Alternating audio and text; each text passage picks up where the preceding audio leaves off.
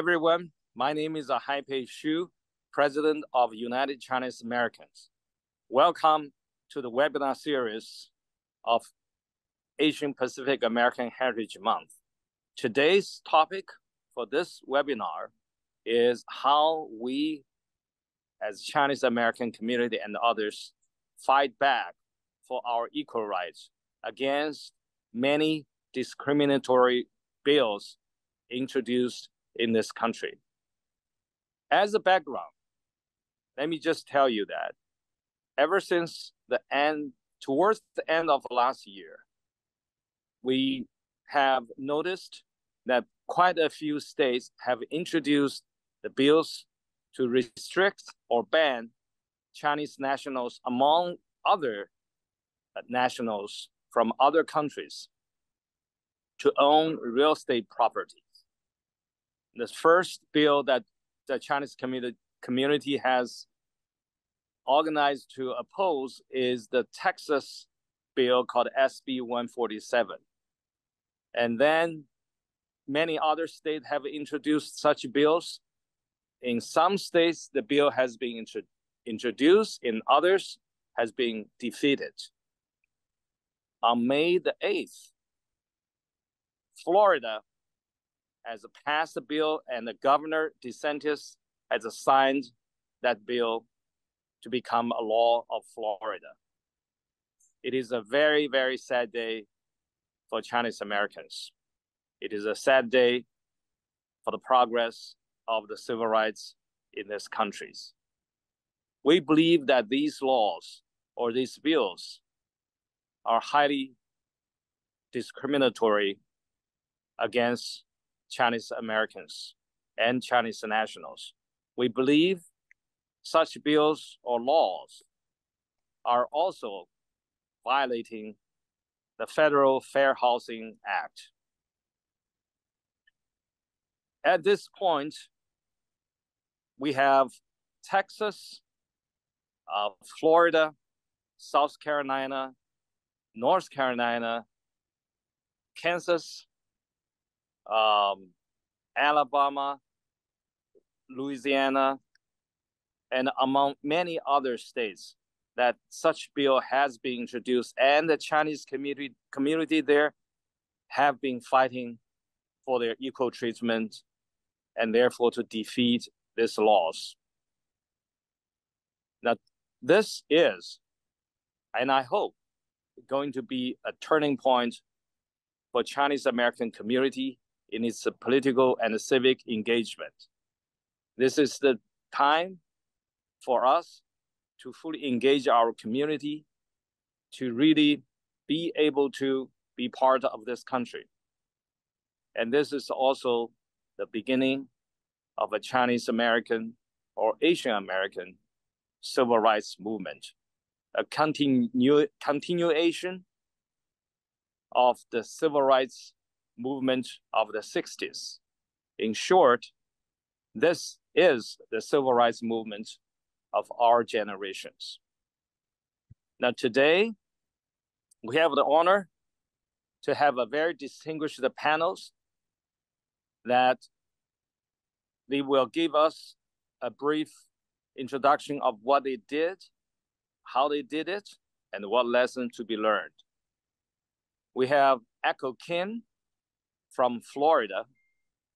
We have Professor Lin Wang from South Carolina. We have Josh Ye from Kansas City. We have Janet Liu from Dallas, Texas. And we also have the distinguished state representative of Georgia, Long Tran, a Vietnamese Americans. Now we have prepared just 3 questions for our panels. The very first one is, what has happened? What did you do in your state to fight back? Just give us the general summary of what has happened. Less than 5 minutes, please. Let's start with Echo of Florida. Hi, Echo. Go ahead. In that short 3 days, they did 3 amendments, and finally, they passed it, and the governor signed into law on May 8th. Like Haipei said, it's a sad day in Florida. I don't know how else to describe it. We tried so hard, but they made some amendment improvement, but still the bill passed. So our life, I think, had changed because we always have this laid back Florida lifestyle, but now our life is changed. We have to deal with it. It's like disrupted, our peaceful lifestyle disrupted, but we can't give up at this point. We have to fight back. So CALDA is helping us. That's a Chinese American Legal Alliance, Justice Alliance. We are trying to working together. They are helping us to file a complaint, and we are doing filing lawsuits soon. We are talking to national constitutional law firms, working together to fight this bill. So that's what happened in a nutshell. Do I go over the bill itself, or? You're right on target of the time. Oh, okay. Sorry. Yeah. Well, I think all of us would agree that the Florida bill is the worst. So haven't taken out the worst first, but echo, I think maybe the second worst Texas bill. Shall we have Janet? Hello, everybody. My name is Janet Liu.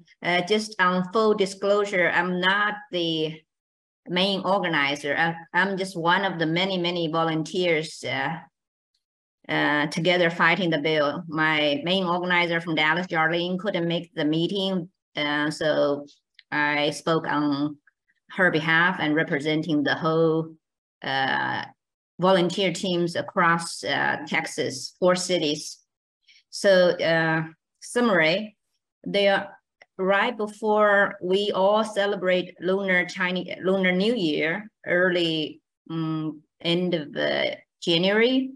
Texas State Governor Abbott tweeted about SB 147, saying if the bill passes both chambers by sent to his desk, he will sign the bill. That tweet had alerted the community. Many WeChat groups have created, and people like Jarlene and Houston, Dr. Pei, and Jean Wu mobilized the volunteers, started several rallies between the tweet and end of I would say January. And just quickly go look at the bill. We have total in state of Texas 6 bills, 3 Senate bills, and 3 House bills. The 3 Senate bills, 147, 711, 711, they're similar, except the original language, 147 specifically targeting naming individual countries like China, North Korea, Iran, and Russia, versus 711 did not mention any individual nation, just using the ATA, the National Threat Assessment List. The 552 is more focused on farmland. That's the difference of these 3 bills. The House Bill 1075 did not mention any countries at all. 2788 also using the ATA list and has some other bad language. And 4006 continue using the ATA list. The bill author Rep. Spiller himself is a real estate professional, got his agency. He has some language which wasn't as bad, but still discriminative. So if you look at the table I created, the bill pretty much filed even before the session 147. And there's a tiny bit of background, just for everybody to know, if you're not familiar with Texas legislative process. Texas legislation every other year. So next year, next session will be at least the 2 years from now, not every year. So 2 years ago, we called it session 87.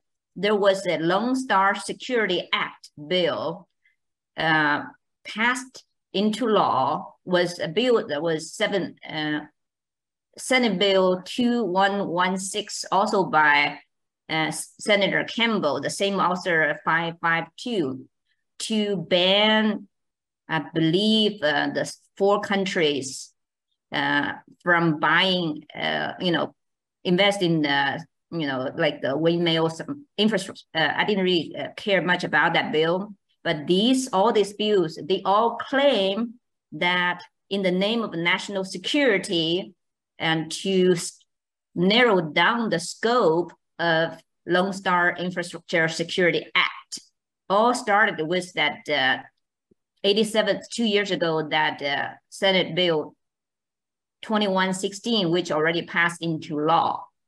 At that time, the community knew about it, not much attention to it. That's where we are.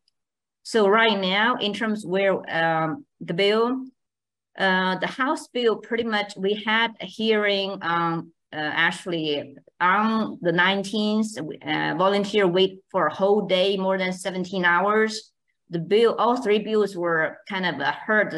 So in Texas, by law, the legislature have to give the voters public hearing for us to come in, either to oppose or support the bill, 24-hour notice or longer. So we heard the bill for the 3 House bill on the same day, passing midnight by 2:30. All got opposition from, I was there personally. We all opposed those 3 bills. They were all left pending. And the reason I want to talk this 3 first, the House bill at the bottom, because it was left pending, there was a House deadline by May 8th. If the bills didn't get moved out of committee, would die procedurally. By now, we know those 3 House bills are already dead. Now back to the Senate bill, which is more difficult. The reason Senate bill more difficult because the Texas Lieutenant Governor, Don Patrick, he had absolute right to bring up any individual senator's bill. So 147 pretty much got his strong support. And the author, Senator Cohort, is also a very powerful senator. And we have fought that one really hard. So 147, 711 were heard the same day, March 2nd, were put on pending. Later on, Senator Perry kind of told the chairman not to move his bill, meaning it's dead. 147 had a long way. I think I have more detailed how we fought it at the end for the next question. Just right now, passed the upper chamber with a significant amendment, passed the Senate, and assigned to the House in the State Affairs Committee, where mostly kind of managed the international, related to international state affairs. The 5-2 was heard also on April 20th. In a way, it's died in committee, didn't get moved, but some of the language got combined into the amendment of 147. So that's a summary of what happened in Texas, in where we are for those bills. Only one remaining, which is SB 147. Thanks, Janet. Well, next we'll have Josh Ye, who's leading the fight in Kansas City. Josh, 5 minutes. Thank you, Haipei Xiong. So I'll just tell the story of how we found out without going too technical and details in all the bills, which I'm gonna mention a little bit, but basically I'm just gonna tell you the story of what happened in Kansas. I think we found out this on April 17th, that we have a bill that's targeting foreign adversary and non-US citizens regarding real property purchase. That's in Kansas, right? So at the time, we have known there are bills targeting, starting in Florida, starting in Texas. We have heard a lot about it. It's in April already, right? But little do we know that there is a bill in Kansas that was pushing since January. And that is Senate Bill 100, right? And Senate Bill 283, and also House Bill 2397, targeting foreign adversary, well, with farmland over 10 acres, but also any non-US citizen, any foreign adversary that you cannot buy any real properties in the state of Kansas. That's what the bill is for. And they've been pushing since January under our eyes. We have no clue. I mean, I'm a guy who reads a lot of news. Okay, Wall Street Journal, anything, Kansas City Star, but I have no clue about there's a bill that's pushing. So this is my understanding. This is my experience that as an Asian American, as Chinese American, I feel really like really lack of power, you know? Like if there's a bill targeting any Chinese or any people, that's racial discrimination, and there's nothing that we know and nothing we can do. That's just what I feel. Okay, we feel powerless, basically. And so the question is, so when we found out about that, so I started, this is what I did. I started WeChat group, right? Inviting everybody in. And then now we have 200 plus people and just really focusing on what can we do, right? I'm gonna answer in the next question, but you know, we just basically did the grassroots thing, right? Calling, sending out emails, calling them, calling the Congress person. We made some progress. And here's the thing. I mean, here's the final thing. There's not gonna be any bills gonna pass in the state of Kansas for this year. That's the final thing, because it has ended already. The legislature has ended already.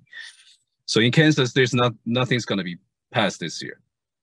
Okay, so that's the good thing. But the bad thing is it's gonna come back again. So that's why we're gonna keep fighting. Well, thanks, Josh. That's a very quick one. Look to the next one. I'll leave everything to the next one. Sure. Hey, welcome, Representative Lin. Thank you for your time to come up on a Saturday. So I'll have one more gentleman, and then it's your turn. In 5 or less minutes, tell us what has happened, a general summary of what has happened in your state regarding the bill.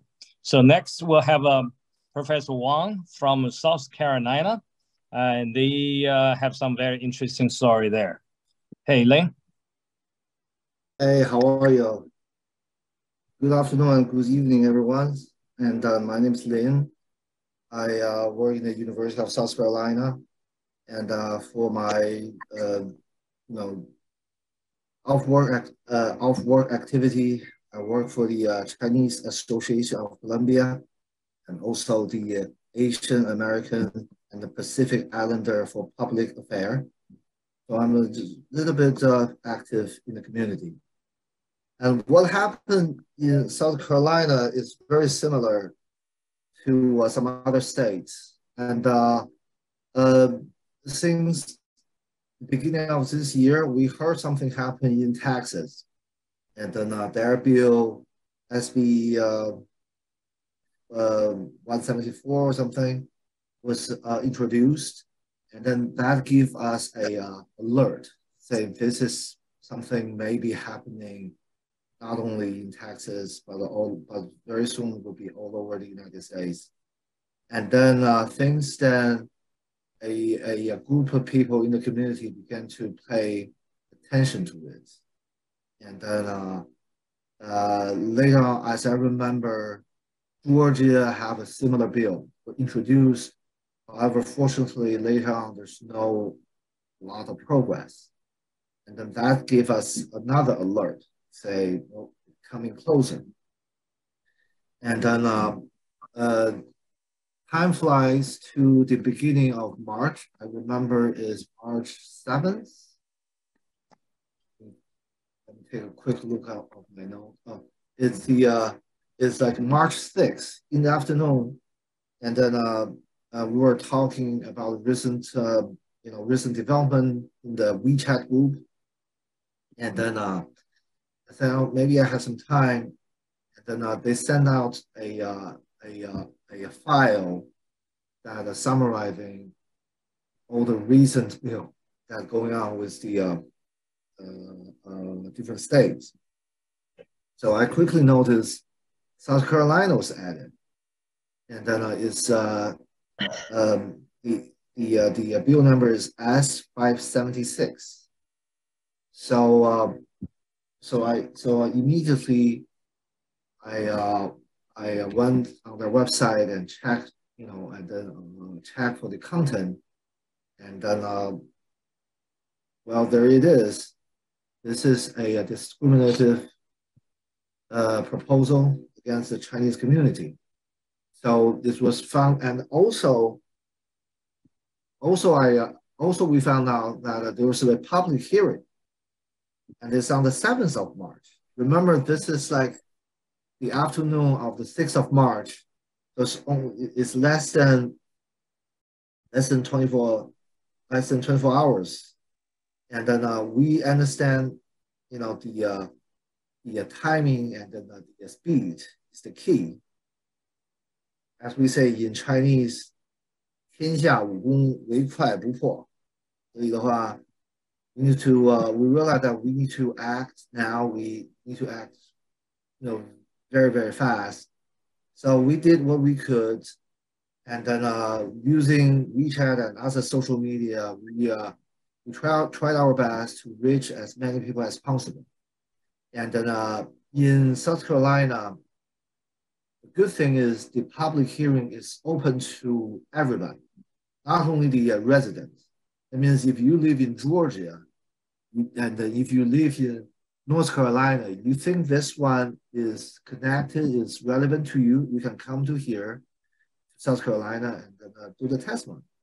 And if you know something about South Carolina, you know that our capital, Columbia, is not a big city. So there's not a lot of people, there are not a lot of Chinese people in specific. So we just reach out to the surrounding city, to the surrounding states for help. Say that, if you concerned with this, just come to Columbia so that we will have this meeting. So amazingly, within 24 hours, people are responding. And then they, on the second day, on the 7th, we have 40 people. We have around 40 people came, and then they did their testimony. There were more people on that day. However, this hearing was delayed, and then technically until very late. I think it's until 4 o'clock. So some people they have to go back to their home to attend their kids. So they left. But eventually, we have 40 people did their testimony, and many more sending their emails and then a call afterwards to raise their concern. And then we also have a lot of Chinese investment in terms of the manufacturing business in South Carolina. So they did a lot of things, not only on that testimony day, but also contact their using their lobbyists to contact the senator and then congressperson of South Carolina. I think that they made a lot of contribution too. And as a result, till today, this thing was stayed in the House. And then 2 days ago, May the 11th was the last day of the legislation season. So technically, this thing is stopped. It didn't go anywhere this year. So we have the same concern that this thing may be coming back next year. So nowadays we are doing our best, trying to be prepared. We don't know what lies ahead. And then in particular of this bill, it comes with some kind of force. So within within 1 month, since it was introduced, passed the Senate, and then it went into the Congress, and then I think it's on the March 28th. This thing was already after second read, and then it went into the House Committee of Ways and Means. That means that they were like 2 more steps, and then for the governor to sign. However, this thing stopped there. So I personally don't know why. And then this is something really concerned me. I'm a little scared. The good things is to stop. The bad things is I don't know why.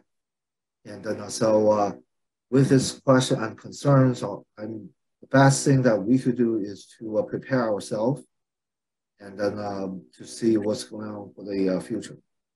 Thank you. Well, thanks, Lin. Good to hear that. So I understand you to say that 2 days ago, that bill was procedure-wise was dead, right? Yes. Yeah, you say you don't know why. I'm pretty sure it's because of all the combined efforts of the opposition to the bill. Now, we will have the last one to the gentleman, our state representative Long Tran. And I want to say one word about my good friend Long. He is one of those magic 11 or 12 Georgia AAPI legislators who stopped the bill. And he together worked with Michelle O. The two of them are leading that pack. Long has showed up in our early morning meetings as if he is honorary Chinese. But I want to give away a little bit secret. His kid was going to be half Chinese, so you go figure that out. And Long is a good friend from Vietnamese community. This is a very gracious and a generous effort on the part of Long. Long, tell us something in 5 minutes or less about what happened. Hi, everyone. I apologize. I'm here on behalf of Michelle. It's a busy time of month in May. I'm actually at an event, but I did want to talk to you guys real quickly.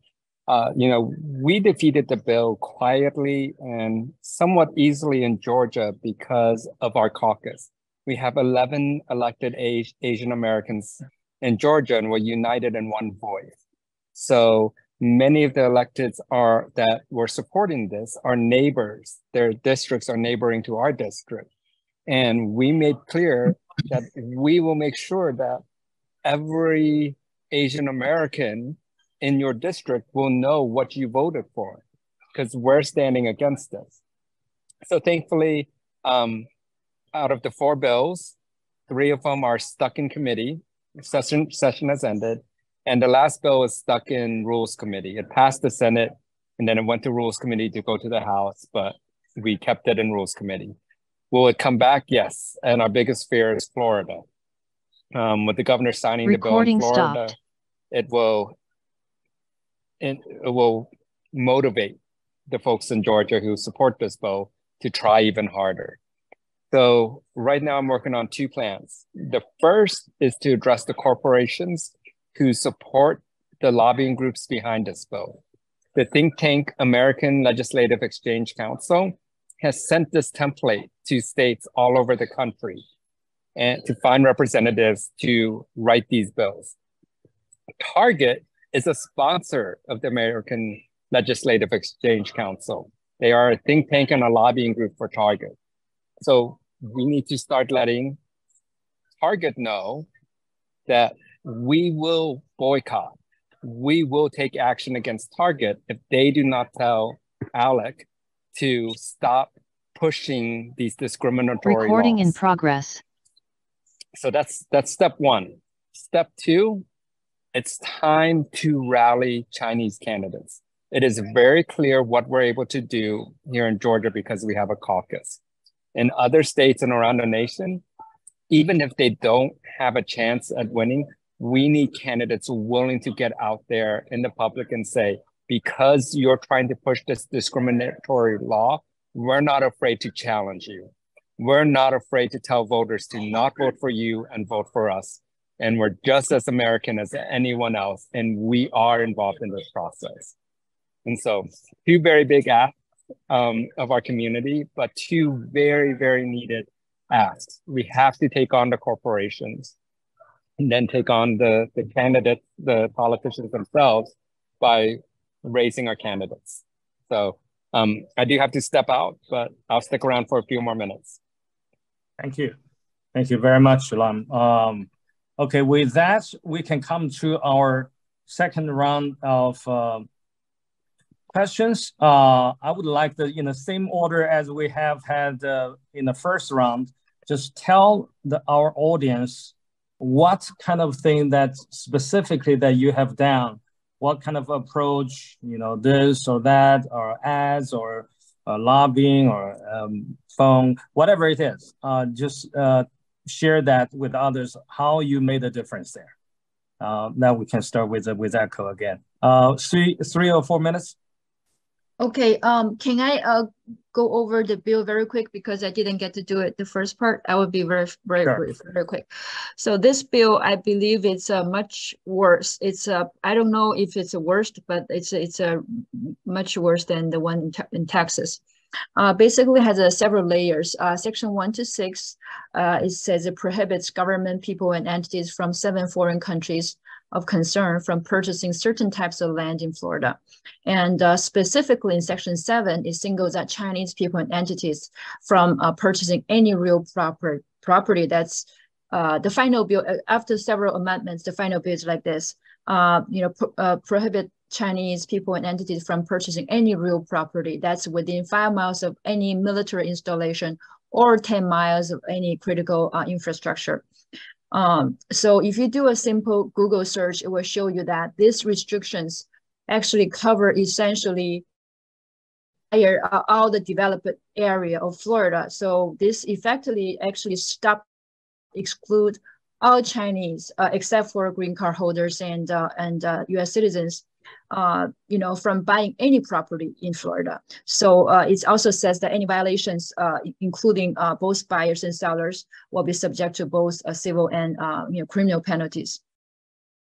So the small exception to this bill, after we tried hard, they made a little improvement, exception to the bill, is that if a Chinese national with a valid visa, not including if only for tourist purpose. I know it's kind of weird, but then such a person is allowed to purchase 1 residential property for up to 2 acres outside of 5 miles of military installation. The language very confusing. So actually inside our legal team, we had a disagreement on this one. I talked to a reporter in Tallahassee. He used to read tons of bills daily on a regular basis. And he read this so many times and who couldn't understand all these layers, what that means. And then also because we have disagreement on this language, so I sent the email to the bill sponsor, Senator Collins' office, trying to clarify what that exception really covers, right? The tourist visa, but I didn't get any response. So here I want to tell everyone that I made a video on May 6th, said that this exception includes tourist visa, meaning that if people other than tourist visa, all valid visa holders are able to buy this property. With restrictions, of course, but then it says that it doesn't include tourist visa. So I want to clarify this. I will say in Chinese because I have made a video. I want to clarify this in Chinese. 就是说我们以前我做过的在5月6号那个 video 上面呢，我是当时我们 legal team 有不同的意见哈，就是说这个 exception 哈，就是如果说你中国人在中国公民在佛州在美国有那个合法签证，然后呢再有那个就是合法的签证在包括这个包不包括旅游签证？我当时说的是包括旅游签证，但是我们最后的决定就是确认是不包括旅游签证。当然，这个旅游签证呢是一般都是 B1、B2 合在一起的，到底它怎么决定纯是旅游性质？纯是for tourist purpose only， 我们不知道它怎么断定，但是就是保险一点起见，我们想给大家的建议呢是不包括旅游签证。Thank you. And okay, then let me go back to the how we fought it for the bill. This bill moved so fast, right? Actually, from when we realized it and until the bill was passed, only 3 weeks. So, but within these 3 weeks, we did everything we could. We did two statewide. We did one rally on April 19th. We hundreds of us, we traveled to Tallahassee. That was like from 5 hours from Orlando. And we had we rented a bus, we went there. Also, we have people from other parts of Florida. They drove there. Some of them even flew in. And over 100 people, we stayed overnight and we went to the hearing. Also, we went to all the senators and representatives' office. We didn't know who to go to. We're just trying to see who will be friendly, because at that time there was zero opposition, right? Nobody objected to the bill. It's like unanimously passed. So we're trying to figure out who would go first to try to talk to them. So that's what we did. We just at that point we didn't know what to do, but we went to all the. Try to go to as many people's office as possible, the representative's office, and try to talk to them about it. And, we had at the end of that hearing on April 19th, we had 4 representatives actually objected to it. So we had 4 no's. That's our victory, first victory. Although, we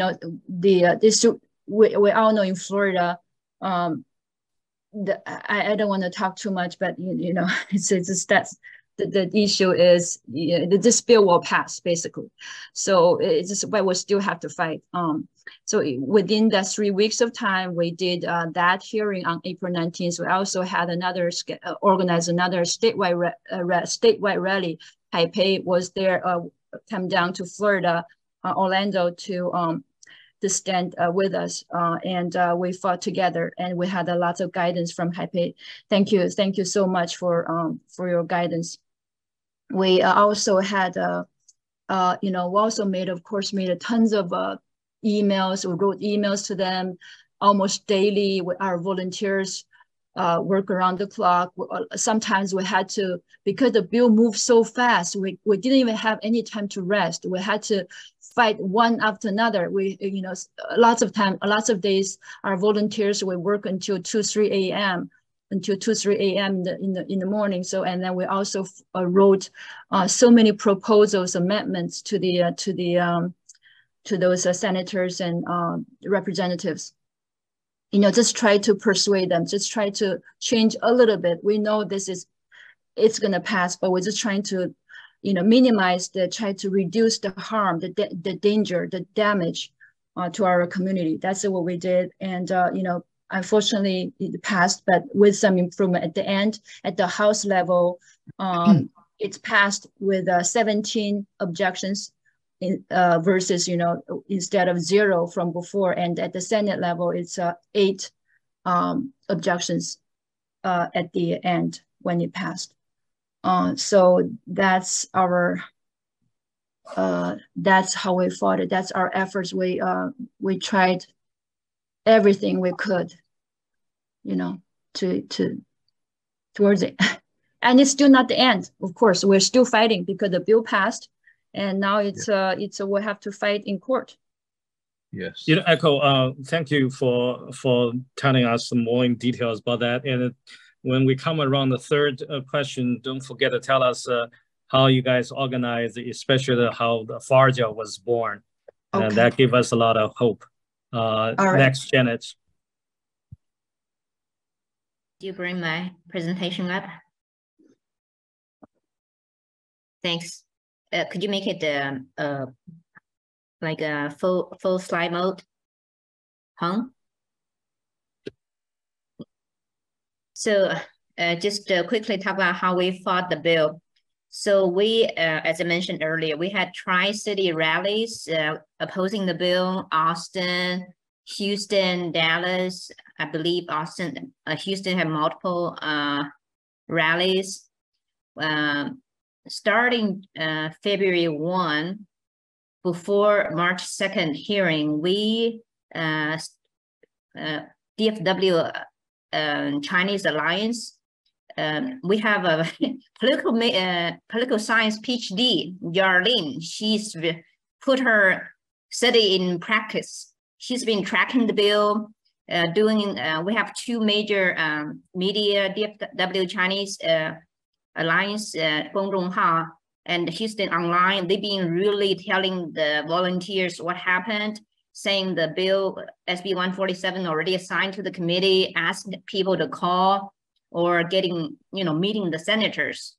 Henry, our friend from District 8, had good connection from his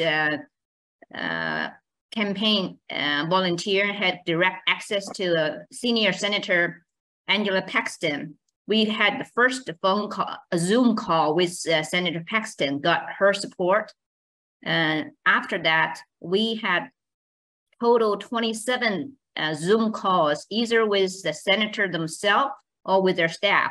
Between, me and June from Houston, we according to the phone call, we got community leaders from Dallas, Asian Chamber, from Houston, Dr. Pei, Peter Huang, and volunteers, just really telling the legislators our concern, why we oppose the bill as the language was written, and try to make our case. And then March 2nd, we historically turned out 120 plus witness turn out in the Capitol building. Supposedly the first time in history in Texas for Chinese American, Asian American come to the Capitol testify against the bill. We have Iranian, we have Japanese, American Japanese, Korean, not majority Chinese, but other minority group as well. And we have, thanks to Dr. Pei, we have a Texas volunteer core member coordination group. In those group, we have Jarlene daily doing call to action, and each city individual leader just get action to the volunteers. We have a phone call campaign, we have email campaign. And June, I want to talk about June specifically, very, very persistent. She went through many times, got hold of San Antonio. Now we have 4 cities all together in this Texas coordination volunteer leader group. And I talk about in-person hearing. In Texas experience, in-person public hearing testimony against the bill is most effective. That tells the legislators how controversial a bill could be. Instantly, the chair would put the bill in pending status. Give us more room, more time to work with different lawmakers in the Senate. Really, I'm talking about 147. We have, by April 20th, we have met almost, there are total 31 senators in Texas. We met 30, whether the senator themselves or their staff.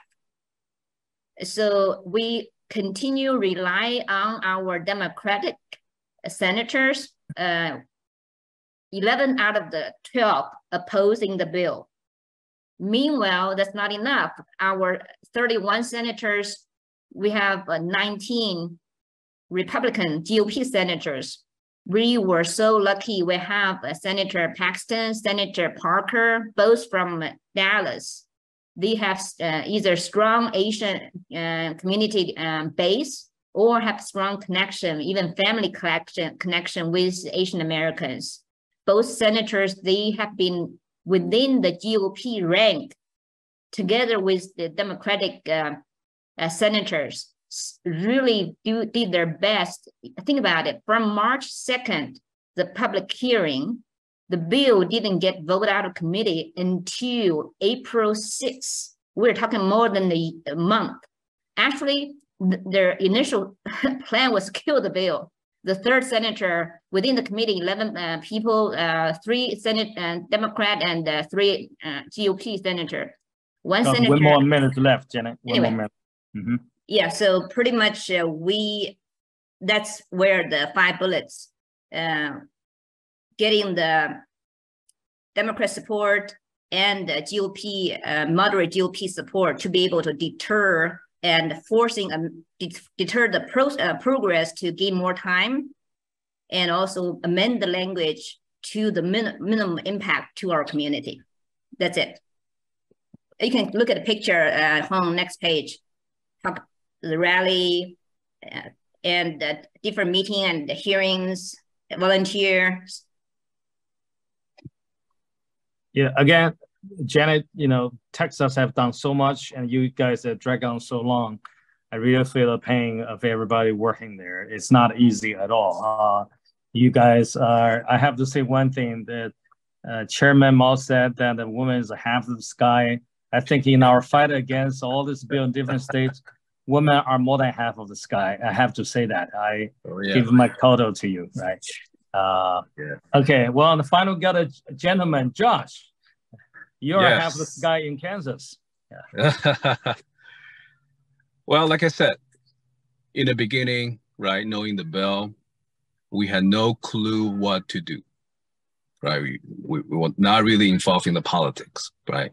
So how do you fight a bill that you don't like, that you feel targeted? How do you do that? Clueless, don't know what to do. So the first thing, I really want to thank a few people, right? First, Haipei, Zhuxi, really thankful. You give me a lot of guidance, what to do. And I want to thank Henry in Dallas. And I want to thank June in Dallas as well, because she connected UCA to Kansas, to the group that we have, and then started all, like what to do, right? You guys give us a blueprint, basically. Like, oh, you guys can call them, call the House, call the Senate, just call them, email them, that your voice be heard, right? That's what you guys told us. So I'm really thankful to the few people that we connected, right? But that's the beginning, right? So that's basically what we did. If you ask me what have we done, that's basically what we did, right? We had a group, WeChat group, 200 something, and then we just called the House. We just called the Senate. We just emailed them, right? We encourage everybody in the group to do the same. And we have a few very positive responses, mainly from Democrats, I think. One Democrat is called Laura Heatherbrand. She replied to maybe 2 of us saying she thinks the bills are very racial. She doesn't agree to that and should really support us, basically. So we have positive responses.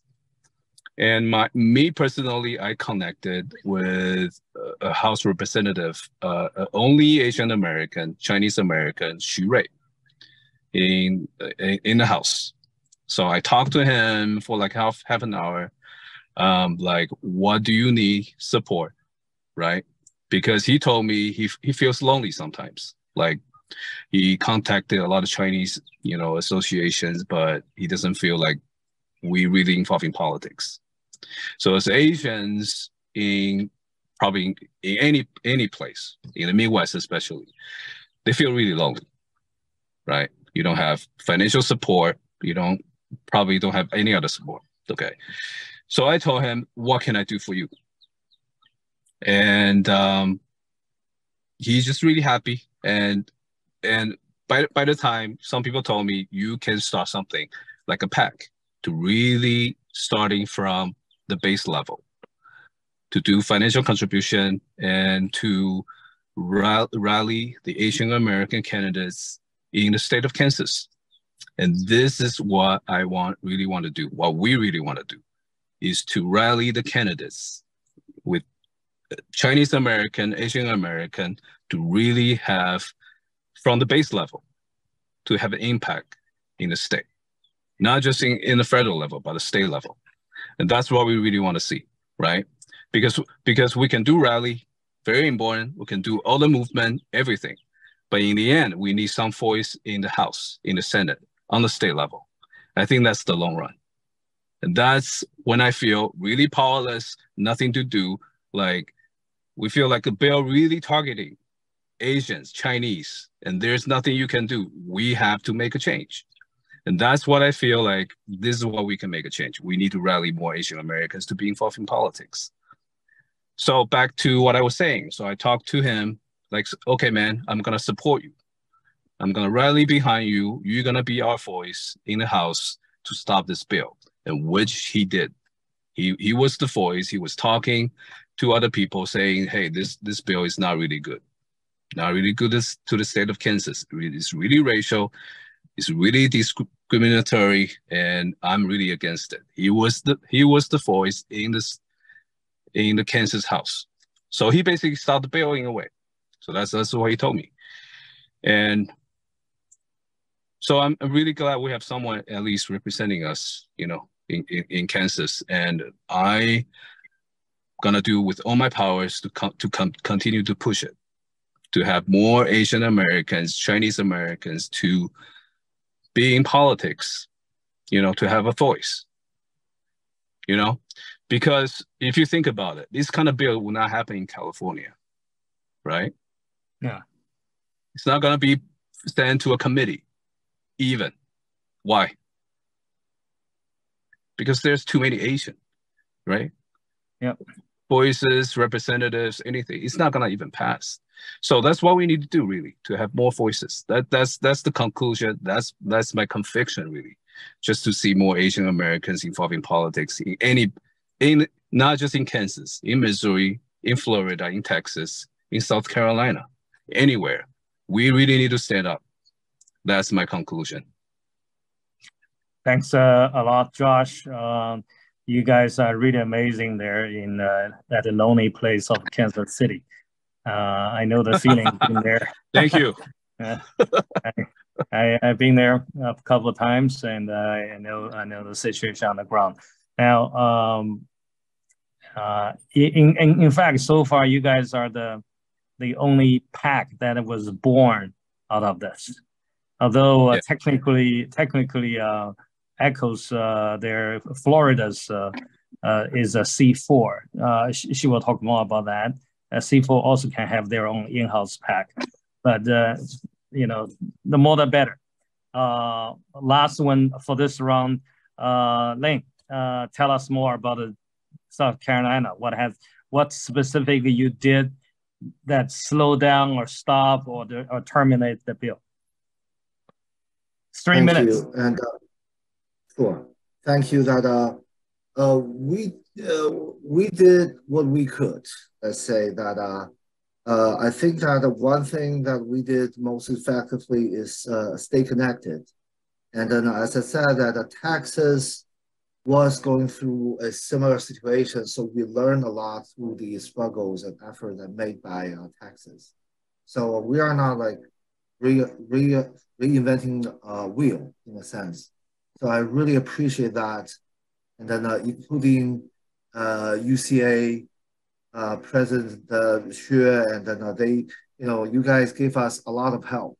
And then so it make our effort a little bit easier. So we stay connected with our sister states, and then we also connected with North Carolina, Georgia, and then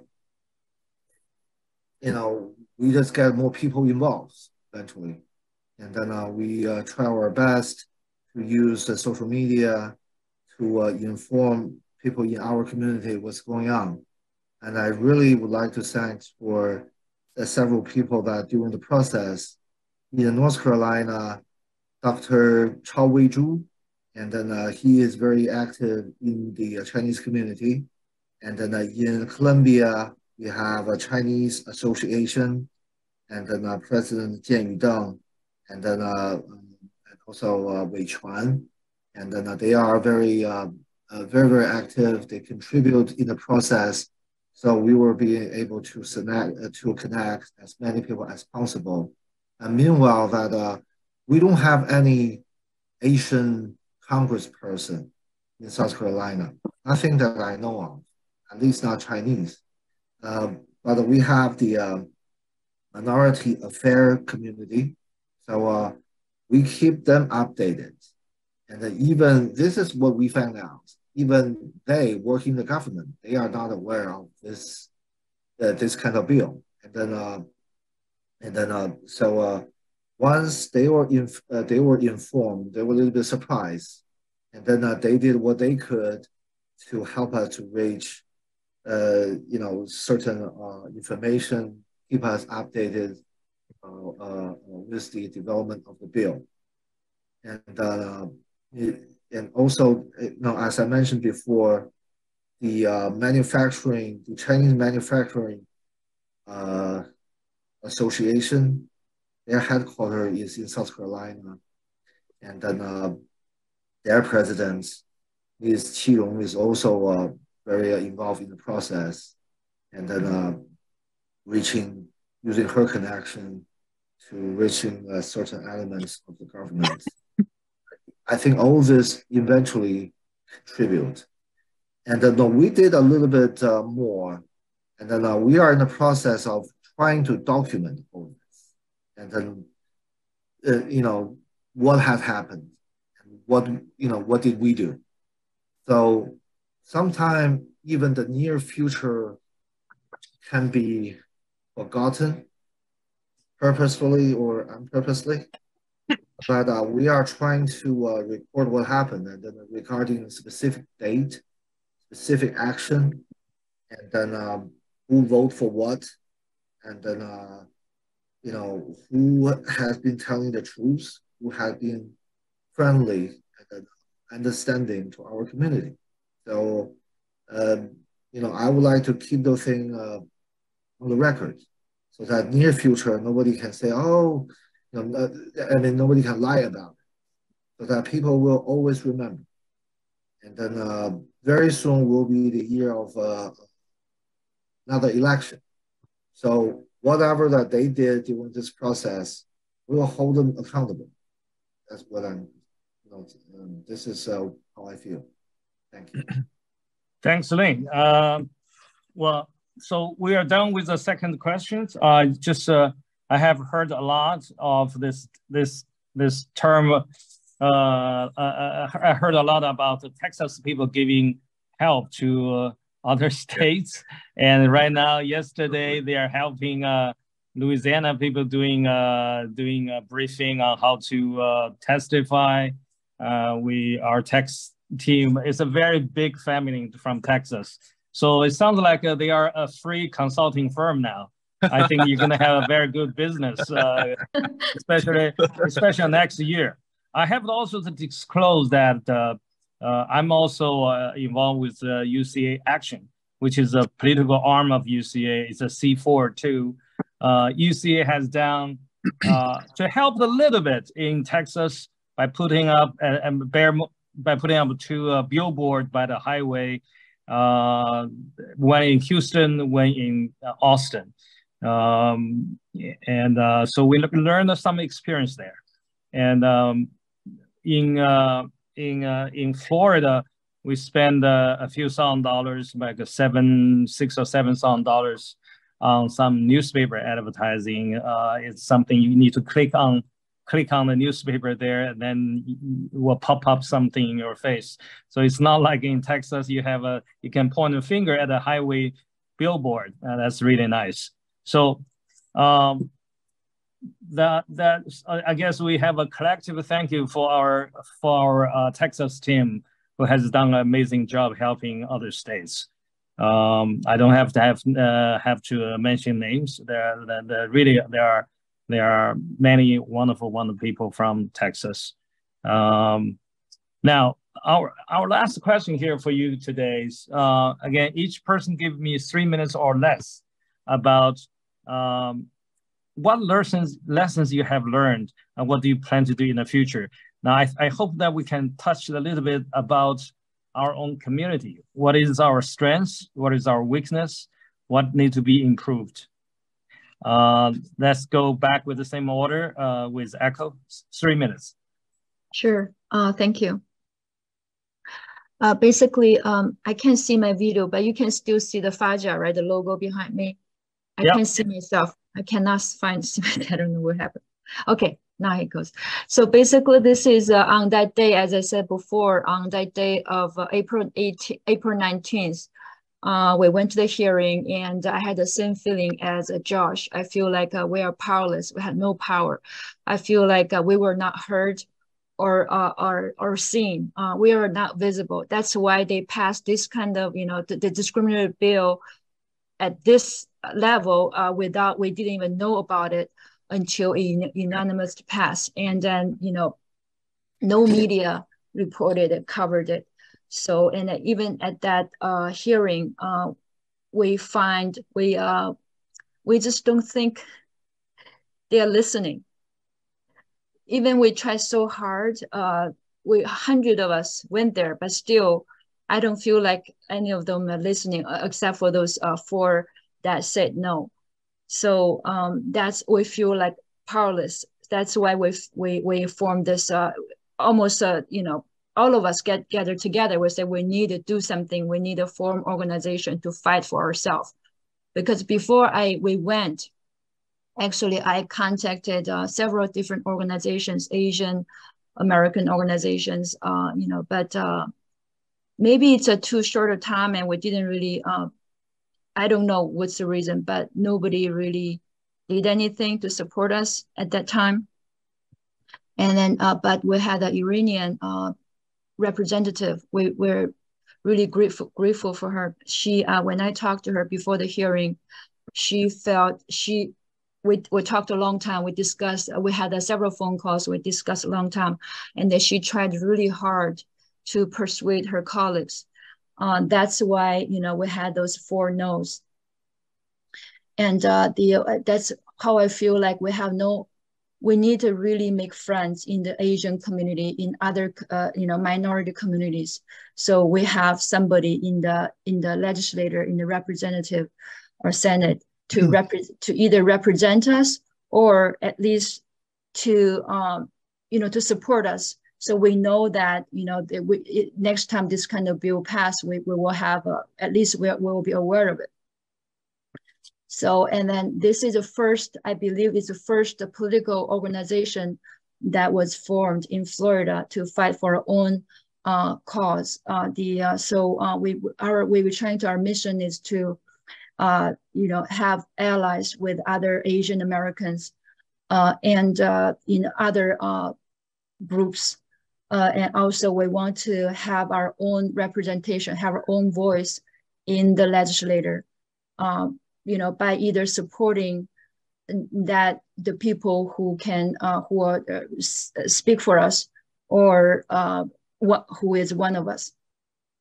And then the third goal is to try to educate the community and, bring the awareness to our Chinese community and, the next generation, especially the next generation. We want them to be more involved in politics and, just to be more involved in community. So that's what the mission or organization. And that in terms of strength and weakness of our community, I just want to say strength because, the weakness it's sad. I just wanted to stress. In a short 4 days, we had united over 100 people to the hearing to Tallahassee. It's 4 or 5 hours away from Orlando, and it's even further from South Florida. That's a proof that we can actually unite together if we want to do something. And then that's also a wake-up call for everybody. I think that's, I think we have a strength to fight this. And then when I heard that, Representative Trump, was saying that there are 11 representatives in Georgia. That's why the bill never even had the chance to pass. I was so, we hope one day will be like that in Florida. Maybe by population, it's hard to do that, but at least we'll have our allies and ourselves we have more of us in the legislature, so it won't be like this unanimously pass, or at least we will have a chance to fight. Yes. So. So just curious, I know that echo that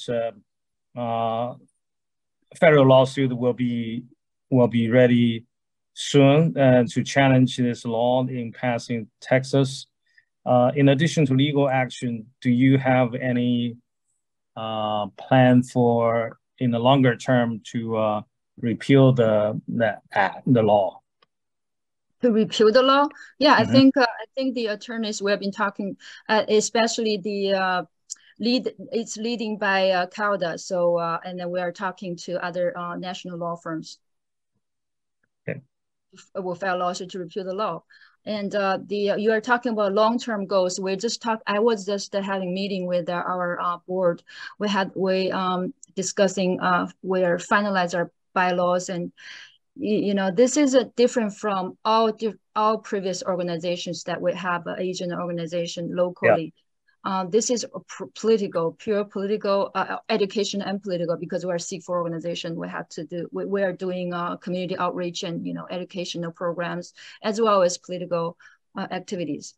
So basically, this is our first this type of organization, and then usually Chinese people are not inclined to do political things, because they think it's either dangerous or they have nothing to gain, or it's kind of too it's foreign, it's too strange. So we have to educate our community. It's probably a lot of effort, but we will be trying. We will be going out of our comfort zone. Like this month is Asian Heritage Month, so like tomorrow we have a event in Orlando. So we already have a booth, and we have pamphlets, we have flyers. We're going to talk to they will be expecting 40 organizations there. So we're probably going to talk to each one of them. Just try our best to reach out to everybody, and then our goal is to talk to as many people, from different minority groups, ethnic groups, and different organizations, and just make friends and see how we can support each other. You guys got a long way to go. But it's very exciting that to see Florida has finally a Chinese American organization that is going to make a difference in our public life and public policy. Watch out for that and support them if you can. It's Florida Asian American Justice Alliance, one of the two political organizations that was born out of this round of fight against discrimination towards our community. Just to quickly announce that 大家可以稍微等一下，我们马上就3个问题完了以后，会有10几分钟的时间给大家提问，到时候用中文和英文都可以提问。We should be end our formal question in a few more minutes. So next, Janet. Okay, quickly. So lessons learned. I want to really stress that in Texas, we're not over yet. The session will be end by end of May. We still got 10 more days to go.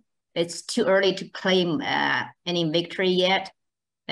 So right now, SB 147, it's put it this way, 99% not impacted, but still discriminative.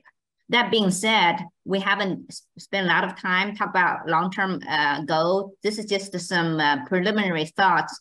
Jarlene, Henry, Alice, and I, we've been kind of talking about. So I want to stress our team. I'm talking about 4 cities. Austin team, they are close to the Capitol. They went to testify. They knock the door to the different Senate, House, and Representative office. They are always there. Houston, Raleigh, Jean Wu, our community voice, Dr. Pei organized the whole 4 city together. And Dallas, and Jardine and Henry, they are just such a strong organizer. And the key things, we don't have ego. We work so well, coordinated so well, such a way every call to action get carried through instantly. That's really something I want to call out to our team. Strong team with focus on execution and collaboration. In terms of what we learned, even though our community, there's some big donors to some reps get a lot of voice. So, and we want to, engagement with the key legislator was not sufficient, and we're not building strong relationship with the top, like they really come from the top within the state. So that's, we see as kind of a lacking. Next step is just a very preliminary idea. We probably will have a more thorough discussion among 4 city core team members based on the rough discussion. We talk about we want to engage more voters. Even Houston already got Chinese ballots, and maybe one day we can do in Dallas, in Collin County, grassroots campaign donation, and like, you know, that's how Henry was able to have such a strong credit with Senator Paxton's office, and either money donation or campaign support. We want to continue to carry that tradition on and go all other cities. Building a relationship with the local legislators, whether reps or senators, either through cultural, charity, all kind of activity, get them engaged, get them know we are here, and get to train, educate them to let them know we are different from the country origin. So we are people, and active advocacy. So we definitely will want to build more team on advocacy, policy advocacy. So these are the 4 bullets right now. We kind of talk about it. Could be more coming. That's it. Thanks, Janet. I really hope that Texas has been leading the way, and you will lead in the future too when this round is over. More Josh, to come. Kansas. Yes, Kansas. What have we learned? Like I touched a little bit already. I learned that 简单来讲，白话来说，不能自扫门前雪。对。或是说 you have to be involved in politics and not just focusing on your career.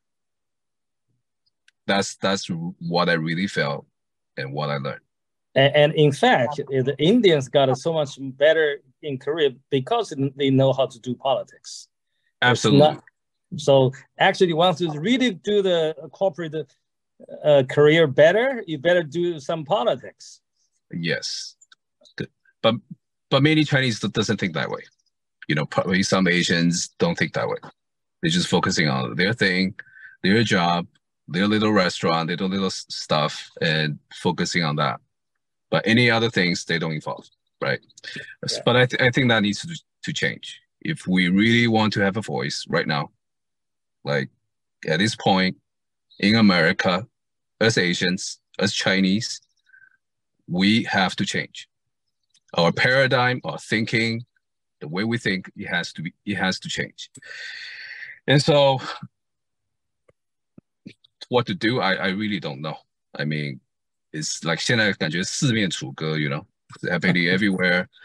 But I don't want to see on the negative side. I still see hope. I want to stay positive because no matter what, you know, I'm gonna die fighting, right? We're not just gonna go down like this. We gotta fight until the end. And so, for me, just a little personal story, okay? I'm not even Chinese. I'm Taiwanese actually.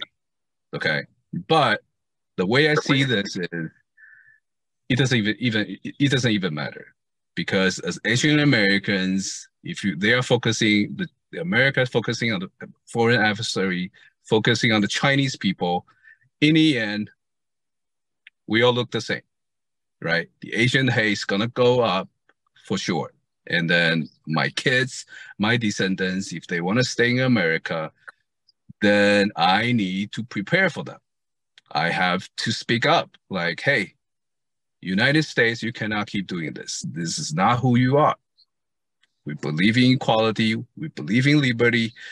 We believe in the pursuit of happiness, right? And if you do this, we're backtracking, right? The history repeats itself. 1883, Chinese Exclusion Act. 1913, California Alien Land Law, right? We're going back to that, right? Are we doing that again? Is that what we're doing? In the name of national security, that you can do anything, right? Just see the Japanese American in 1942. So that's really scary, all of us, right? I'm thinking about my kids, not even for myself. I'm seeing the future. I see where this is going. If we don't do this right now, this is gonna get worse. So we gotta do something. That's the general picture. I'm not saying it all, but in detail, technically, what do I do? I mean, we gotta start an organization to do it, right? To be proactive, to stay involved, to have representation in the government, right? That's what we need to do. I mean, so as I'm in Kansas, I'm in Missouri, that's what I'm gonna do. I mean, that's what we're gonna do, basically, yeah. So, I mean, just as I know, so we start, it's called KAAC, Kansas Asian American Coalition. So we wanna educate the public, you know, to produce future trailblazers, right? We do engagement, you know, involvement in community service, participation in the political sphere. We want representation. We'll endorse, bolster community leaders, inspiring them to pursue public office across all echelons. So that's really what we aim for, to start from the base level. And so that's the nutshell. You know, that's my personal feeling. Thank you. Very personal, very touching. I guess Lin, you always have the last word. Thank you. I'll be quick. And then first of all, I share all thinking and thoughts of the previous panelists. My appreciation, especially to Brother Josh in Texas. And then you've done so many things afterwards. And then kind of during this process. So we need to take some actions. So there are a lot of things that we would like to do. However, I really want to point out the weakness of our community, because I'm kind of a half empty glass kind of guy. And then because we cannot stay away from the weakness of our community. And then we always say, Chinese people are smart. Not really. I mean, we have like street smartness, but not wisdom. 就是平时说的，我们有小聪明，没有大智慧。Yeah. So we know how to work hard, but we don't know to accumulate the wealth. And in this country, it's a fair game. But we need to participate.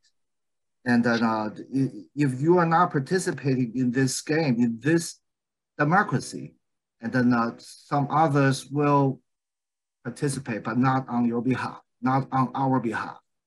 So we need to address the elephant in the room. To do this, we need to invest ourselves. I mean, just look at us. Just, we are among the first group of immigrants to come to this country. However, the other people, they are doing better than us. They are doing much better than us. And we are, in China, 我们欠了很多债. There are a lot of things that we haven't done. Ask ourselves what other people are actively participating in this game. What did we do? So it is time for us to wake up. This is what I'm thinking. And then there's no free lunch. And then if we want to do something, it's got to be now, it's got to be today. And then we're going to plan for the long run for our next generation. Our work start here step by step. And then a lot of people talk about taking actions. And then why not begin to donate? And then a lot of people say, oh, let's wait until something happens.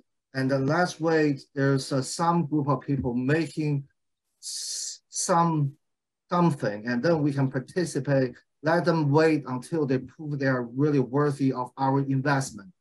You know what, if we keep waiting, nothing gonna happen. Nothing gonna happen. The things we talk about to have the, to raise the community awareness, to raise the awareness of the social media, and then mainstream media, and then it's gonna take money. And then if you're not doing it, somebody else is doing it for you. So it's a good idea that you invested in the course. So I would like to use this opportunity to call out to all the Chinese Americans and all the Asian Americans that we need to participate in this, in this game, and then to do our contribution. So if you cannot, I mean, if you are busy with what you're doing, just like everybody else, at least, donate to some of the people that you can trust. And then we can get things done together as a community, protect our interests that we work so hard and fight so hard. Wonderful. So, 刚刚是原文这个，你和祁宏你们看看那个提的问题，有一些什么样的问题从我们这个 audience 过来的，我们可以争取回答2、3个3、4个比较有代表性的问题，好吗？ Okay, the first question from Kai Guo. What were the most difficult challenges that Florida and Texas faced when lobbying against the bills? Florida and Texas? Keep it short and simple, yeah. What's the most challenge? Sorry, what's the question? Yeah. Difficult challenges. Difficult challenges? What is the most? Yeah, well, our challenge basically, I can go first. Our challenge basically is the people. Your lack of everything. Your lack of everything, don't know. Right? I don't know if the whole legislator we're going against is toughest, right? We already know that super majority and super majority, in the legislator, and then our bill is the worst. So 恶中之恶, that's us. And then we have the shortest time ever to even prepare anything. That's us. If we say most challenging, I don't know what's the worst. I mean, they're all bad. Yeah. But we have gone this far. I mean, we have organization out of it. At least we had this FAJA. We are united. That's why, I mean, we are not giving up. The thing is, we can't give up. What are we going to do? If we give up, what's going to happen? Where are we going to go? I mean, this is, we love Florida. I don't want to move. So there's no, and I want my children to grow up proud. I don't want them to be treated or think they're second citizen. And like Josh said, it's a look. If you look back the Chinese Exclusion Act, it took like almost half century to get repealed, and 60 years. So it's people, 3 generations of people. To think about their misery, and then we shouldn't go back like that anymore. So, and then I know we have the challenges we have, but it's all new territory to us. It's so many things to explore, so many, I don't want to think too far ahead right now, because one thing at a time, one day at a time. Tomorrow we're going to the, event, Asian Heritage event. We're going to talk to as many people as possible and just keep it moving. That's what we can do. Yeah. Let me just add one thing. I mean, the most challenging for Florida, I mean, definitely is you guys have that 回溯性的法律 included, meaning the U.S., I mean, the Chinese citizen or whatever, they need to sell the property, right? Otherwise, you'd be fined and stuff. Because I think in other states, we don't have that. Not only fine, it's actually the sellers. The sellers also face criminal penalty. What that means that's crazy. I know what that means is sellers, they won't be able to tell who are they selling to. So basically they will just stop selling to us. Because how can you figure out if your property actually is within, the whole legal team, we can't even figure out, within 5 miles or what outside the 5 miles of military installation, critical expenditure, and then, up to, who the heck, the sellers, they won't be able to tell. And then also they can't tell who has what kind of visa. What regular people, they don't know what visa is. They can tell, they all think they are two different people. Citizens or non-citizens, they don't know the difference. Most of the people, they don't know. So how can you let them decide? This is insane. Well, you train all Florida citizens overnight to become an immigration lawyer, understand all the visa type. Basically, before they sell their house. Yeah, Janet. The question regarding what's a challenge of the lobby effort. That's the question. Yes. Based from Tom Tong is locally in Dallas, one of the lawyer friends who from beginning tried to kick off a lobby effort. But my understanding is a lobby or lobby group cannot run all the grassroots and other people. There are many different objectives. That's at least what I learned from Tom Tong. That's the challenge. Later on, I know Tom Chi-Rong, I don't know where they are at in terms of kicking off the lobby effort. Is one lobby firm or lobbyist cannot serve so many different groups, individuals with different objectives. Okay, do we have a second question? Thank you, speakers. The second question is from SC. Which corporations is pushing this anti-Chinese American bills? Is there a list of those organizations? Corporations. Corporation? Yeah, corporations, sorry. I don't think that any major corporation is fighting this. And then at least nothing I know of. And then it may be some small pockets that if, let's say, a large foreign investment going to be to his or her county, and then somehow he think that his little business in that county will be negatively affected. So that may be certain companies. That may be a very specific cases, but no major corporation I am thinking of. I can remember, but there are a lot of politicians think that based on their interest, that they want to be the champions of the people, and they are not thinking of their interest. They're not really fighting for their people. They're fighting for themselves. Fighting for the vote. So the easiest way for them to get votes is to attacking immigrants. That's happened all over, in the human history, not only in the United States, but in 1930 in Europe. They are targeting the weak minority group, and then to gain their popularity among people. 这个刚才这个提问题这个朋友，这个西红，他这个问题他有点理解的不太妥当，就是没有corporation as pushing this， 是这个刚才这个 Long 这个 state represent 他说他们发现他们那个 Georgia 有一个 lobbyist， 他 also working for Target， 他们是希望跟 Target 说，叫他去告诉他 lobbyist you cannot push for this kind of bill anymore。如果是有任何组织的 push 的话，据我们所知，就是刚才 Representative Tran said there's something called American 你们有没有听清楚？他说 American Legislative Exchange or State Legislative Council? That's what I heard, that organization that is pushing for that.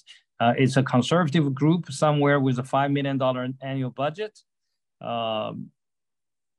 on the chat, it's ALEX. ALEX, American Legislative Exchange. Council, it says somebody's posted there.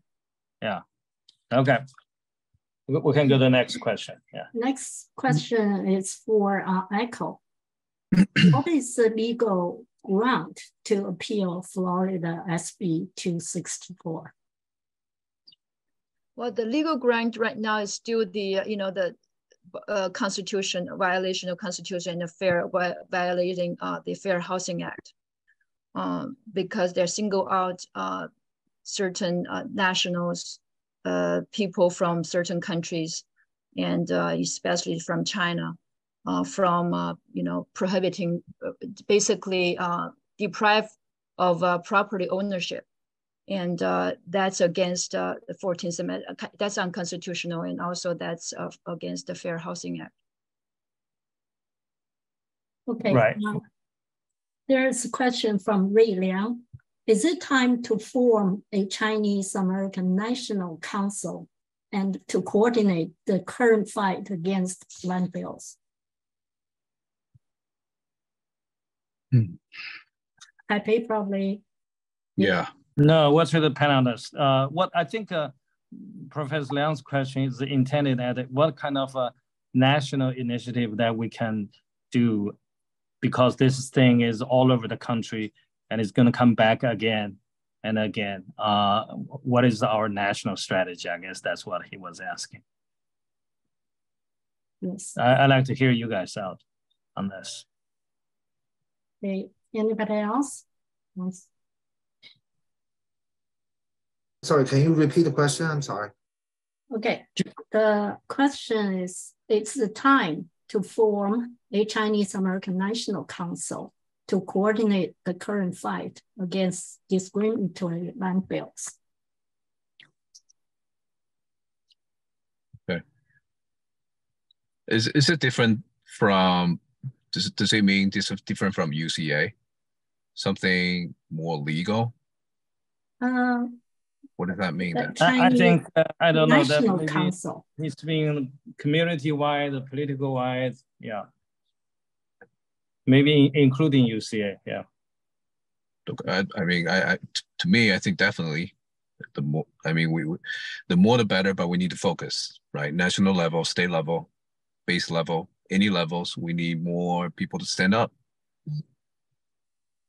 Also, I think we need to train, probably this is not what he or she was asking, but we need on a national level, right? I think it's, if we can have some kind of, community, like leadership training program, because we're on our own, right? We don't, I know we got lots of guidance from Haipei, but if we have a, just like training program, I think, yeah, that's what it exactly is, training program. Yeah, something what we can do on a national level.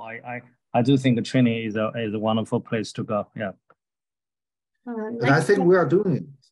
And then, because I'm thinking that today's this online meeting is kind of effort that we're making to make our action more coordinated. Just think of the other side. You think this like 25 states and then having the similar bill is like the random act? You think that they will wake up and say, well, maybe today is the day that I'm gonna send something anti-Chinese? And then no, I think this is a big picture for them to hatch a little evil out of their devil's egg, and then it's a coordinated attack. And then we should do something accordingly. We should coordinate our efforts, but it is not from top down, because here in this country, I don't believe there's like anything like top down regulation that say, hey, let's form an something tomorrow.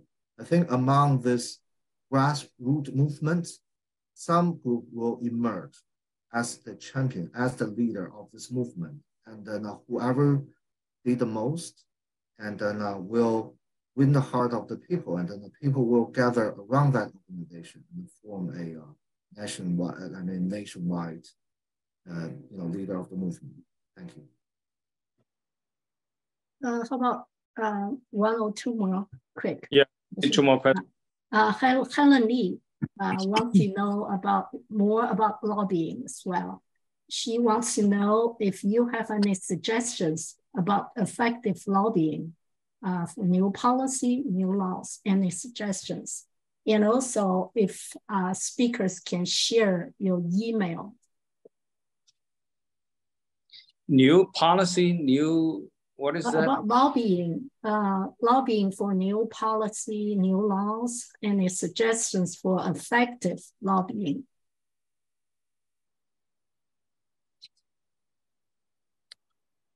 Well, I did the lobbying a few days with U.S. Congress. That was 20 years ago for a few years. And on and off, I did some lobbying for public interest, mostly for the Chinese and the Asian American community. I would say there's no magic thing with lobbying. The magic is you, all of you, all of us. If we are engaged, we're not, we cannot lobby. Even if you have money, if you hire a big time guy with a lot of money, but when that lobbyist goes to a member of Congress, go to state legislatures, the state legislature will know that you speak on behalf of Chinese community, but we don't care, Chinese community, because you guys don't vote, you guys don't give money, you guys don't organize, you guys don't engage in any public thing that everybody else does. Why should I pay attention to what a highly paid lobbyist, right? So there's truly no magic in this. The magic is every single one of us. Just my very generous comment. Okay, the last question is from Shirley. Shall Chinese American community run a synchronized social media campaign to fight the land bills? That is a good question. I hope you guys can say something about that. That's something we are very lacking. That's all I can say.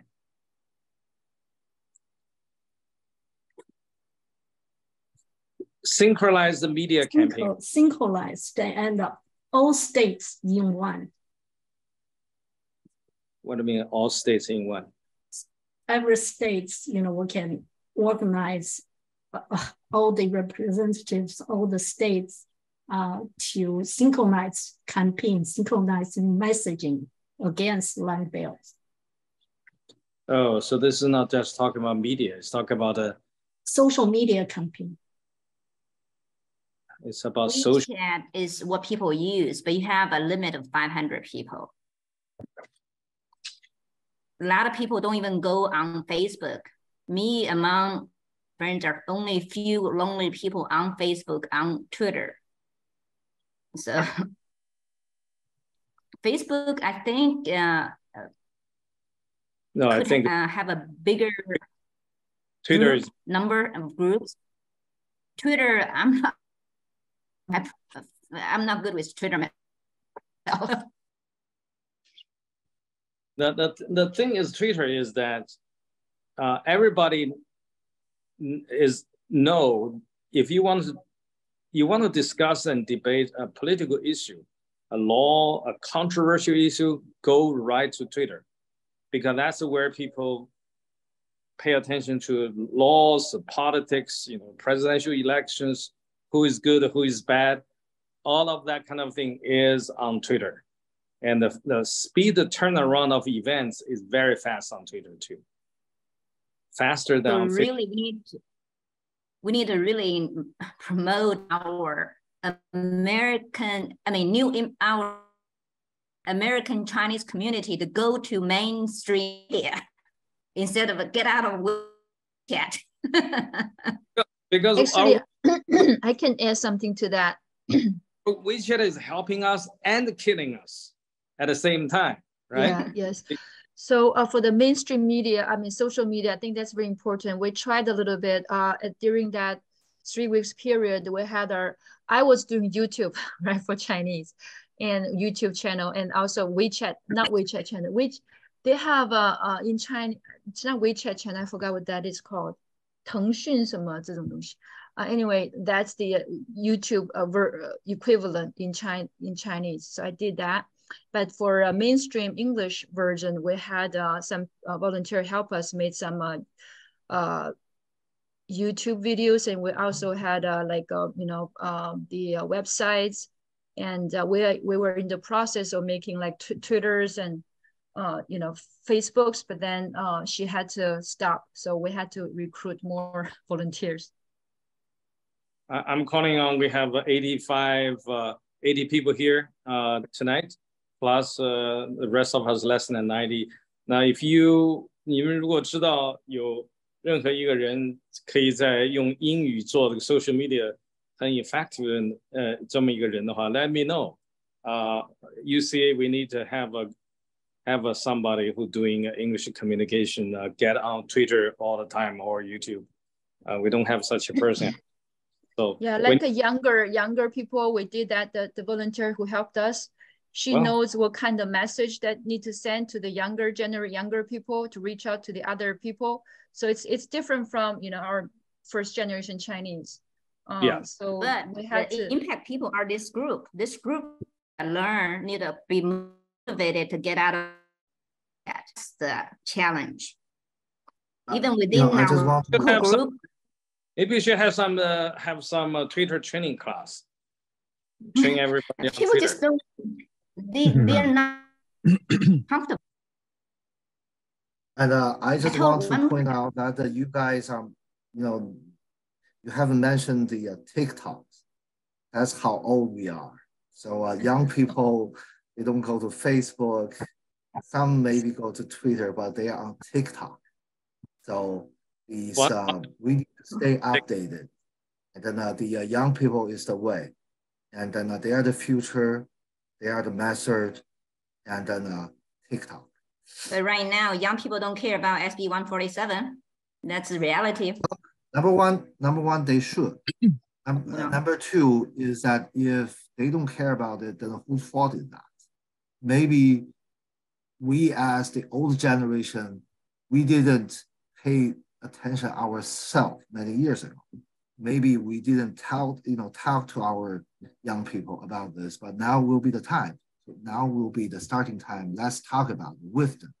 Together we fight. And then it's good that we are saying that we fight for them. I fight for my kid in the future. I mean, however, don't underestimate them. They are full of energy. They have their thinking. They have their thought. We need to involve them right now so that we can fight this fight all together. Yeah, if anybody know how to motivate the young generation, even the ABC, I mean, Josh, you are very rare. You, HC, and Jin Wu are the few people I know actually cared. I mean, I volunteer for NAP, okay? National Association of Asian American Professionals. I reached out to their national board. They told me to ask for support to bring awareness. They rejected. They say this is a politics. This is NAP, okay? If you guys know NAP, that's how disappointed I was. Yeah. They are all elites in corporate world. Okay, there's a very quick question from Frank Xu. In Louisiana, next Monday morning, we'll gather more than 100 people.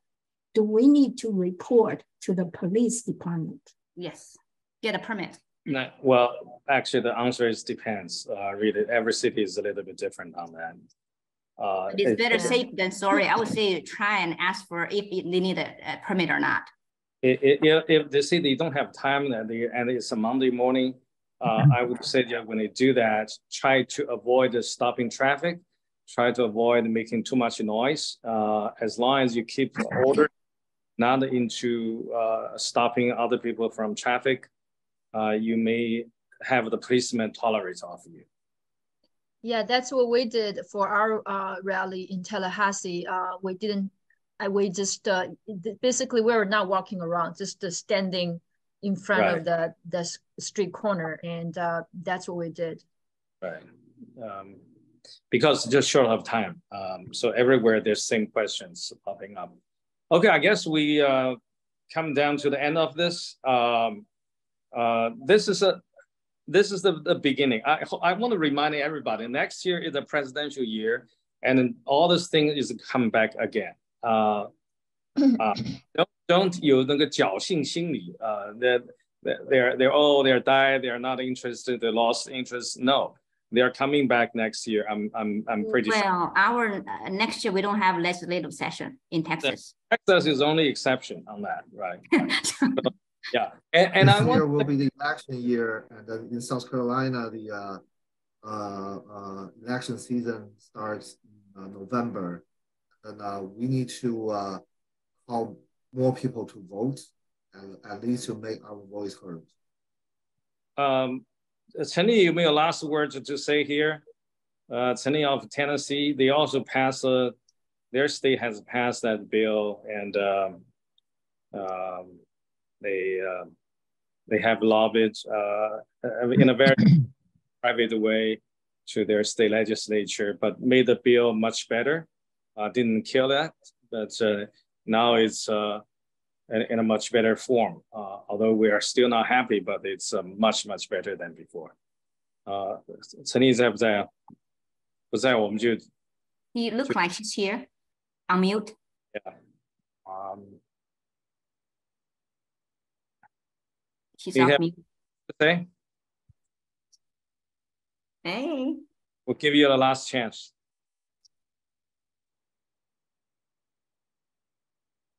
Can't hear you. Can't hear you. Oh, you can't hear. Can you hear me? Yes. Yeah. Okay, sorry. Yeah. You guys did such a great job. I'm so proud of all of you. Is that it? No, I didn't hear. I was on another phone. Sorry. I may ask you for the last few words. Oh, last few words. Oh no, last few about words Tennessee. They should go to High Pay anyway. Well, Tennessee, real quick. So we have been very quiet.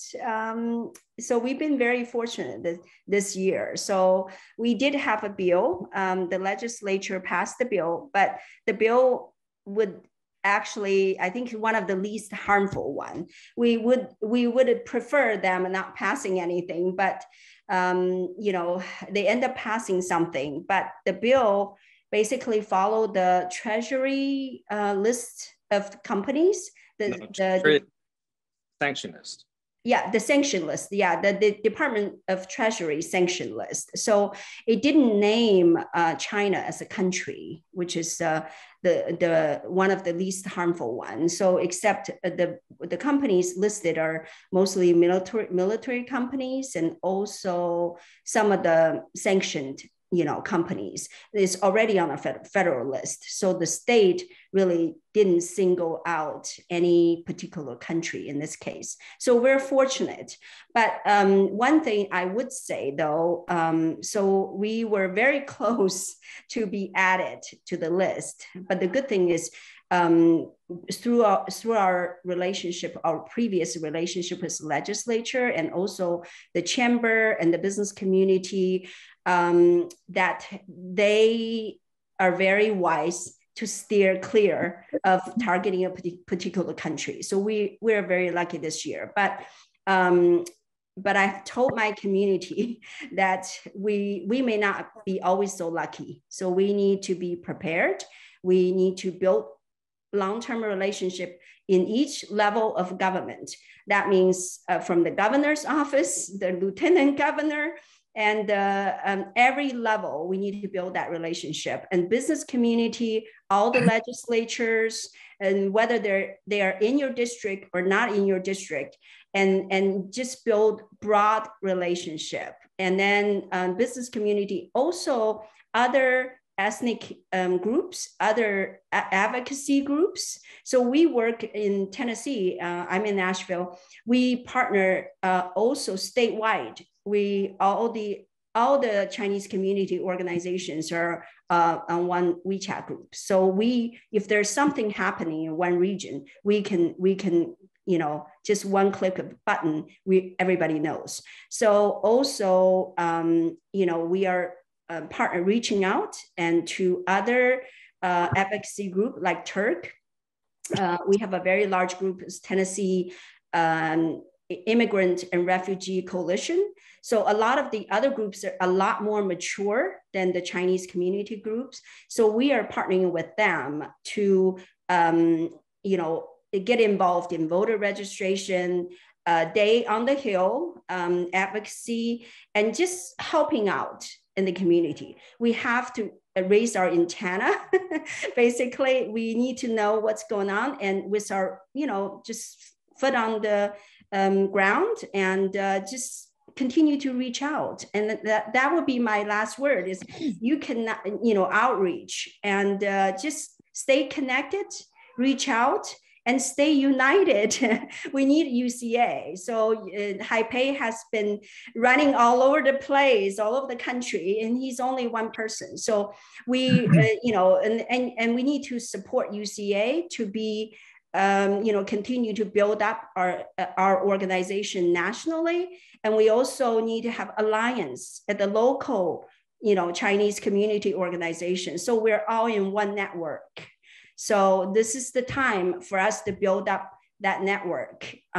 So we will need it. We have to stay together, stay strong, and keep fighting. You all are doing such a wonderful job. I've been kind of observing from the very beginning, and also jump in sometimes to help in whatever way we can. But this fight is not over, and we're not gonna back down. So if those people think that we're the easy ones to pick on, they're totally wrong. So they don't know who they're dealing with. And look at these beautiful faces. So we are not going anywhere. We're staying here and we're fighting. So. All right, that's better said than I can possibly. Lee, thank you so much. I finally we meet on email, but I see your face. Thank you so much for all we have been private messaging each other. She gave me so much encouragement and comfort when I was feeling defeated sometimes. So, well, really appreciate it. Is great. Weaver, you need to run for public office soon. I do. Yes. Okay, but I think I need to move. I need to move to a different state. Florida, we need you in Florida. All right. We try to encourage Echo to run. Let the younger people do that. Yeah. So anyway, this is a very, very exciting evening. We're going to end here. I just want to say that thank you everybody for making this happen. I especially thank our unsung hero, Yuan Wen, is the organizer for organizing this, putting this together. And Qi Hong's providing all the technical support. To be honest, I sincerely say this. I want to thank American politicians who pushed this bill. I think in the long term, our community owe them a big thank you for finally making Chinese community mobilized. I don't know if this thing will not wake up us. I don't know what will wake up the Chinese community.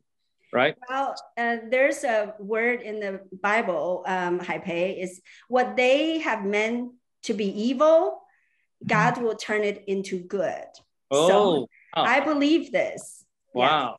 Yes. Give that, share that with us. Share that with us. So if you know about the Joseph story in the Bible, so the brothers trying to, well, I don't need to tell you the story. You can go read it. But there's a word that I truly believe. So kind of like the Chinese, 塞翁失马焉知祸福, right? So in the Bible basically says, okay, those, so you have done this to mean to, to mean evil, but God will turn it around and make it good. So I truly believe God will turn it around and make it good for the Chinese community and for America. So, the whole Chinese community was kind of sleeping. Now we're all awake. We're going to contribute and make things better. So, I mean, I think it's a blessing for America, not just for the Chinese community. It's truly will be a blessing. We will be a blessing for America as well. Absolutely. 我们非常感谢这个美国政客给了我们华人社区一个最好的礼物。Right? 我在今天我觉得 I also think of somebody who is not here today. The Representative Jing Wu has done such a wonderful, amazing work in Texas and in trying to helping out every other groups across the country. And also Congressman Al Green, this African-American man, 10 years ago, put the Confucius teaching into congressional records.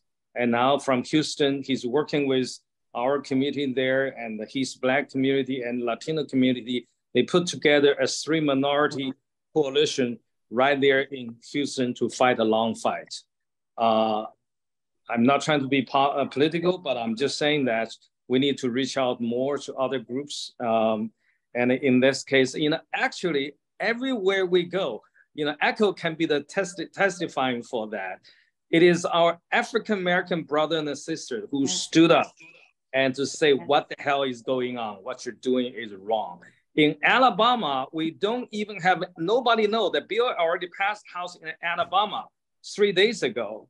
And we go back to check the record, and it is all African-American community, state legislature, without us contacting them, they stood up and they say, we're not gonna vote for this. This is discrimination. It sounds very familiar to us. And I think that kind of a moving story we need to remember and we need to build into our strategy. So this is our Chinese Americans moment. This is our country. As you said, we're not going anywhere. And this, I hope, will be the start of Asian American or Chinese American civil rights movement. Thank you, everybody.